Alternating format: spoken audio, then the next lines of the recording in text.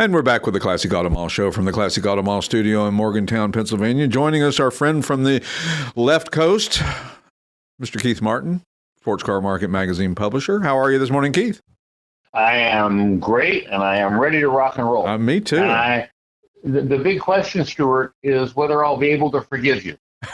Well, it's not an easy task to forgive me, Keith, and a lot of people have tried. Well, and this was on live TV. Uh-huh. You know, that GTO was, you told me if I went 34 million that you would not top my bid. Said to me, you gave me the pinky thing, you did this.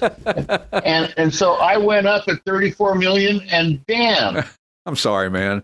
I just had the money was just laying around. I didn't have anything to do. I couldn't think of anything to spend it on. So I thought, I'm going to buy a white GTO. Well, and it was half price. And half price, absolutely. Any thoughts We could have bought two. Yeah, we should have bought two. Any thoughts on the price on that and the whole thing that went down with that from your end?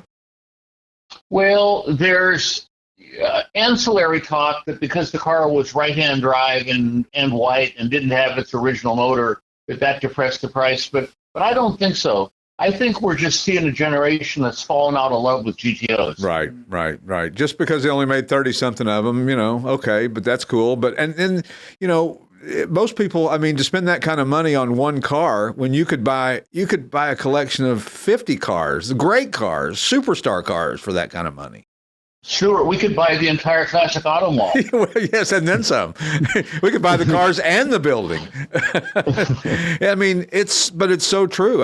If you look at it, and it's interesting too, and talking to people about the Bachmann collection and the numbers that those cars did, somebody said that there was a charity element involved, but I say I don't think there would have been, or they would have announced that. If you were going to write the check directly to the charity, which I don't think happened, then you could write off, whatever the perceived value is versus what you paid. But I don't know if I buy that. It was a foundation, but I don't think you were writing a check to anybody other than Mecum.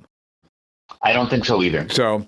And, those were, the prices were crazy. Their overall sales, $441 million in 10 days. God almighty. Yeah. But, it's one of those things that you put the right formula together and, it ain't cheap to put that thing on. There's no question about it. But, if you add up the money from the commissions and the entry fees and the bidders and the parking and the sponsors and the television. Oh my God, the numbers have just got to be staggering.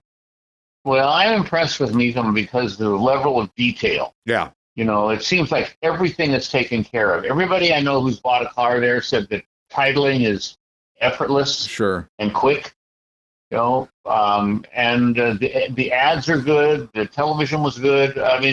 He really has got it covered from top to bottom. He really does. He's made amazing inroads into perfection on what he does there, and it's fun to watch in an overall setting. I'm not sure that I can watch 10 or 12 hours of it in a day, but it's fun to watch from a peripheral view, kind of to stand back and go, wow, look at what they built, look at what they can do. You think about it. They're doing the auction in Kissimmee. There's 100 people back at the office working on the next 10 auctions that they're, that's the craziest part about it. And you mentioned about titles, which is a nice segue to your last blog. Where did that title go? I love that. Where did it, you have that, you don't think about it, and then you think, well, I'm going to sell my car. I better go open the folder and put, shit, where's the title? That's what should be the name of the folder. I know. Well, and not only that, not only knowing where your title is, but I can't tell you how many times, and we've talked about this before, where people bring a car to us and they bring us their title, and we look at the title and the VIN number, and the VIN number and the title or the serial number don't match, and all of a sudden you're just about to consummate the deal. Oh, got a problem, can't find the title, or the title doesn't match, or, even worse, that nobody had a title to begin with. I had a Bug-Eye Sprite that the guy said 911R sold for me, and it is sold to a Canadian guy. So they go from Portland to Canada, 600 miles, and it turns out that they had mistyped the VIN number on the title. So one number was off. So what they had to do then was bring the car back from Canada, all the way to the DMV capital in Portland and have the state police examine the car and issue a fresh title for it. Yeah, that didn't make them pleasantly happy, right? No, and what else can you do? Yeah, I mean, it's one of those things that regardless of how you feel about it at the moment, that's the only way to fix it is to fix it however they tell you to fix it. So you're sending the E-Type V12 Coupe to bring a trailer, I see. Avant-Garde is going to handle the sale for you. Yeah, but I use them. They're good and they're local. Right, and that's huge. That's, I've had that car 5 years and I put 10,000 miles on it. That's a lot of miles. It had 21,000 original miles when I bought it. It's got 31,000 now. Wow. I added up the numbers. It cost me $7,000 to run 10,000 miles. It seems like a bargain in the car world. It does to me. I love that car, but I bought the 996, and I just something's got to go. I kind of with the Jag. I've done 4,000 mile tours. Right. I've done every single thing I can imagine doing with it. Right, and then once you've done that and checked all the boxes, then it's time to move on. I mean, there's no reason to have 20 cars in your stable, especially because you can't drive 20 cars. There's not enough hours in the day. Right. That's the problem that you run into. No, that's 20 cars each trying to break down. Yeah, exactly. Well, it's inevitable that the car that you want to drive is behind. The two cars that are behind it have different and varying problems with them that you can't get them to move, and so you end up not being able to drive it. So, so you found the title or no? Yeah, well, my office manager, the next day after I filed my blog, she said, "Hey, I was reading your blog. Did you want that file folder that has all the Jag stuff in it?" No, I wouldn't like that at all. She said, "Well, it came here with paperwork for the Citroen and the Jag, and I got them confused." I said, "Well, let's just settle them out here." Yeah, because that's an honest mistake, the Citroen and the Jaguar. I can see how you can get those two. Oh, naturally, yeah. And everything's in French in the Citroen, so. And the Jag, everything's in Lucas, so, you got a win-win, right?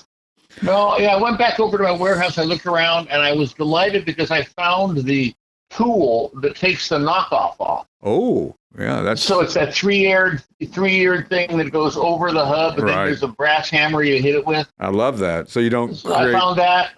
I found the owner's manual with where the first owner signed his name in and his address and all that stuff. So I found the pieces. I've got documentation that shows that that's a 31,000 mile car. Right. Well, that's important. And especially when you're advertising these things, you want to make sure you get it right. And a lot of people will put things in an ad that says, well, believed to be, and, owned by, maybe was owned by, whoever and all that. You got to have documentation. Otherwise, people are going to call BS and say, you know what, you're not going to get a premium for this vehicle because it doesn't have the original miles. You can't prove it. Or you can't prove the celebrity or whomever, Paul Newman or Steve McQueen ownership either.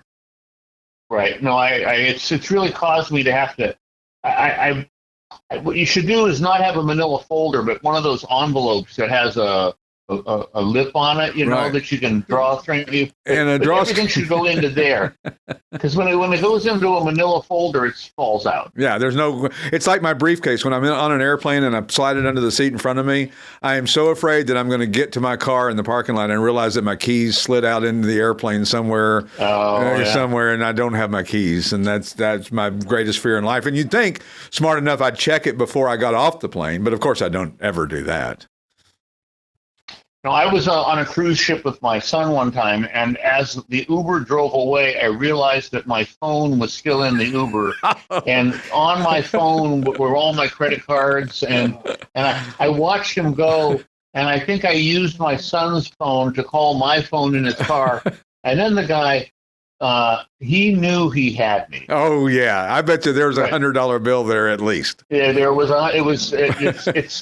It just was. He said, this will not be cheap. Yeah. Kathy and I left the Hard Rock Casino in Seminole, Florida, and went to our hotel in North Miami Beach, and it was like midnight, and we realized as we were pulling into the hotel that we didn't have the keys for the Suburban that we'd rented, and it was dinging, but I didn't know what the dinging was for, so we left them, and thank God the guy from the Hard Rock actually delivered them to our hotel at 4 a.m. But that was a horrible feeling. You're lucky. Yeah, very lucky. So, you got all the auction houses are gearing up. Barrett's already started and doing their thing, and RM and Gooding and all these other guys are getting ready to crank up in Scottsdale. You think we're going to see a boost this year, or you think it's going to be a little flat? That's a really good question. The world's economic situation is in turmoil right now. Right. So it's hard to say what effect the international things will have on prices of cars in France, for instance. Sure. In general, it seems like the blue chip V12 Ferraris from the 60s have kind of had their day. Right. I think you're right. I think that now we're seeing the later model TDFs and all these hypercars and Weissach 918 Spider Porsches and all that just going. It's crazy how much that if you were on that list and had the money, man, you would be doubling your money every time the newest, coolest Porsche, Ferrari, or whatever came out.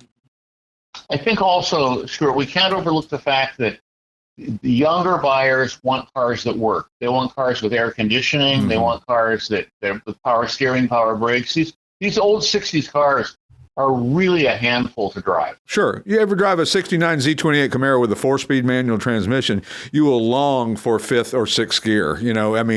It's not pleasant. It's not a pleasant experience if you don't have that extra gear. And that's why I completely get resto mods. I understand why people love those. I didn't understand them at first, but I think I understand them now. It makes sense to me because you want the look of the old car, but the conveniences of a newer car. Exactly. So, well, we've all become a little spoiled compared to what we used to. Our grandparents grew up with basically no air conditioning and no heat in their house. So, right. That's changed a little bit. But, it'll be interesting to see what happens the rest of the week in Scottsdale. And we'll hope the market holds steady because all of us are, our livelihood is based on this. So. Yeah, no, I think things will do okay, but I think that we saw some real exuberance at the Mecum Auction. Sure. And I think you see people with a lot of money who price gods be damned. I want this newest, greatest, latest, whatever, and it doesn't matter whatever the price. I'm going to pay whatever. And, I didn't pay too much. I just bought it too early, or whatever the saying is. Stuart, a guy who's paying $15 million for a car is not using food stamps to pay for it. Right. He's not. Yeah, he's not in any kind of government help assistance program. So no, and that's not his only car. And not his only car. That's why you see one with so few miles on him. So anyway, Keith Martin, such a delight to have you on the show as always. Sorry we missed last week. We were hobnobbing in SoCal, and but we'll be back next week with a fresh set of ears and eyes.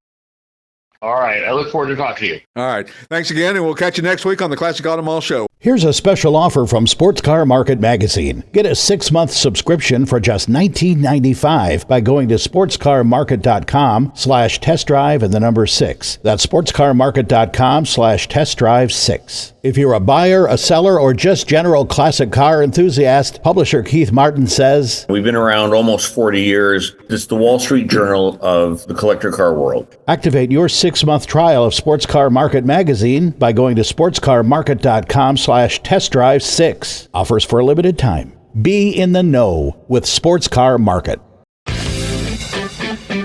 The Classic Auto Mall Show with their host, Stuart Howden. Available on classicautomall.com, YouTube, or wherever you get your podcasts.